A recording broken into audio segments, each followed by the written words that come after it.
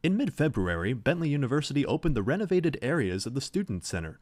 The construction project resulted in the closure of the renovated section throughout all of the 2014 fall semester and the first few weeks of this spring semester. The renovated areas include the Student Center Lounge, which now features several square tables and chairs for a better work environment, new couches and armchairs, and 2 tall wooden tables, each with a retractable column of electrical outlets in the middle. Also included in the renovation is Harry's Pub, named after Harry Bentley, which is made clear by featuring his likeness in the pub's new marketing scheme. Compared to its former layout, the new pub is smaller and more symmetrical, with many new high tables and chairs.